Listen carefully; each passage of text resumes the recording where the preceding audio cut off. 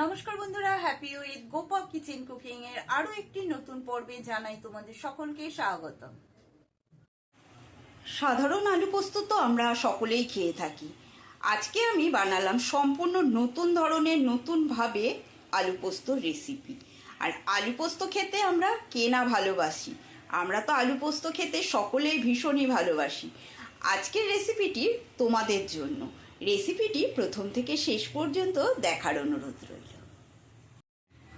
আলু পোস্ত বানানোর জন্য এখানে 4টে আলু প্রথমে একটু ছোট করে ডুমো ডুমো করে কেটে নিয়েছি।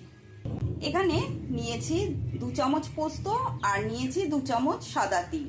এবার পোস্ত আর তিলটা প্রথমে একটা মিক্সার জারের মধ্যে দিয়ে গুঁড়ো করে নেব। এখানে পোস্ত আর তিলটা গুঁড়ো করে নিয়েছি। এবারে নিয়ে নিয়েছি 6-7টা কাঁচা লঙ্কা। ঝালের পরিমাণটা সবসময় নিজেরা বুঝে ব্যবহার করবে। বন্ধুরা, রেসিপিটি মন দিয়ে দেখতে থাকো, একদম ইউনিক রেসিপি কিন্তু এটা। পোস্ত তিল কাঁচা লঙ্কার পেস্ট হয়ে গেছে। আর এখানে নিয়ে নিয়েছি আমি 2 চামচ গুঁড়ো দুধ।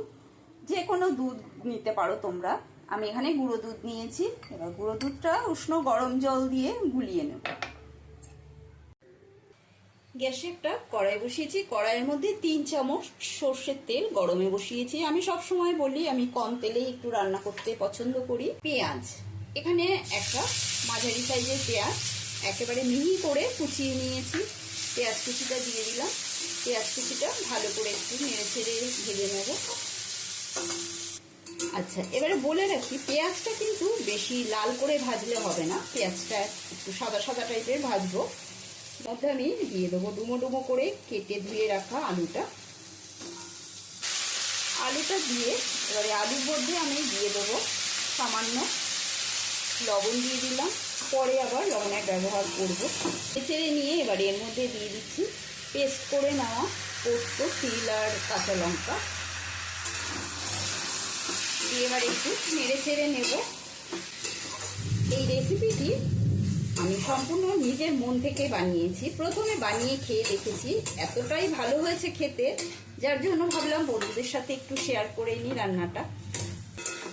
আচ্ছা, এবারে আমি দিয়ে দেবো এর মধ্যে স্বাদ অনুসারে লবণ। প্রথমে অল্প করেই লবণটা দিয়েছিলাম, এবার স্বাদ মতো লবণটা দিয়ে দিলাম। আচ্ছা, এর মধ্যে কিন্তু আমি কোনো হলুদের ব্যবহার করব না, তোমরা চাইলে হলুদের ব্যবহার করতে পারো। এবার দিয়ে দিচ্ছি একটু মিক্সার ধোয়া জল। মিক্সার ধোয়া জলটা দিয়ে আবারও কিছুক্ষণ কষিয়ে নেব। একটু নেড়ে চেড়ে নিয়ে এবারে দিয়ে দিচ্ছি আমি গুলিয়ে রাখা দুধটা। আর গ্যাসের স্টিমটা লো টু মিডিয়ামে রেখেছি, বেশি হাই স্টিমে রাখলে আলুগুলো লালচে হয়ে যাবে, সেই জন্য আমি সম্পূর্ণ রান্নাটাই লো স্টিমে করছি। আর দিয়ে দিচ্ছি 1 বাটি জল। ব্যাস, এইটুকুতেই আলুটা সেদ্ধ হয়ে যাবে। দিয়ে দেবো 3টে পাকা লঙ্কা। এবারে ঢাকা বন্ধ করে দিচ্ছি। কিছুক্ষণের জন্য ঢাকাটা বন্ধ করে দিলাম। মিনিট 5 বাদে ঢাকাটা সরিয়ে নিচ্ছি। কি সুন্দর গন্ধ বেরিয়েছে, এত সুন্দর গন্ধ। এই রেসিপিটি গরম গরম ভাতের সাথে খাওয়ার মজাই আলাদা। একটু দেখি আলুটা সেদ্ধ হয়েছে নাকি। একদম সমস্ত আলু সেদ্ধ হয়ে গেছে। এবার নামানোর আগ দিয়ে আমি দিয়ে দেবো আরও কিছুটা পোস্ত দানা, কাঁচা পোস্ত ছড়িয়ে দিলাম। তোমরা মশলার পরিমাণটা কম বেশি করে নেবে, কতটা আলু ব্যবহার করছো সেই বুঝে। আর দিয়ে দিচ্ছি একটু কাঁচা সর্ষের তেল। পোস্ত তো একটু কাঁচা সর্ষের তেল না দিলে কি পোস্ত খাওয়ার মজাটা লাগে বলো। ব্যাস, এবারে ঢাকা দিয়ে কিছুক্ষণের জন্য স্ট্যান্ডিং টাইমে রেখে দেব। বন্ধুরা, তোমরা বলো আজকের আলু পোস্তটা সম্পূর্ণ নতুন ধরনের হলো কিনা। আমরা তো একঘেয়েমি আলু পোস্ত খাই, আজকে একেবারে নতুন আলু পোস্ত, তাই না? এই রেসিপিটি গরম ভাতের সাথে বানিয়ে খেয়ে দেখবে। রেসিপিটি কিন্তু অতি অবশ্যই বাড়িতে বানাবে, বানিয়ে নিজে খাবে, পরিবারের সকলকে খাওয়াবে। আর কেমন লাগলো বানিয়ে কমেন্ট বক্সে কিন্তু জানাতে ভুলো না। আর এই রকমই যদি নিত্য নতুন রেসিপি তোমরা দেখতে চাও তাহলে চ্যানেলটি সাবস্ক্রাইব করে নিও, পাশে থাকা বেল আইকনটা প্রেস করে দেবে যাতে আমার নিত্য নতুন রেসিপিগুলো সবার আগে তোমাদের মোবাইলে পৌঁছে যায়।